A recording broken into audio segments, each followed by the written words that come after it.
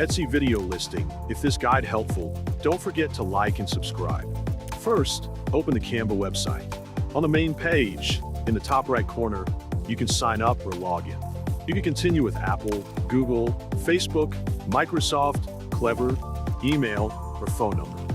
Once inside Canva, you will see various options such as Sheet, Doc, Whiteboard, and more. Search for Video, where you can arrange your own videos or use ready-made templates. Click on the text layer displayed on the screen.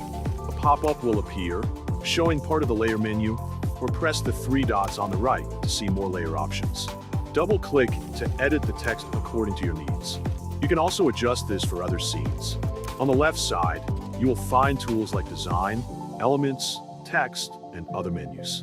You can also add various available apps. After editing, in the top right corner, click Share. Set your file type, quality, and select the pages you want to download. Wait until the download is complete and your video is ready.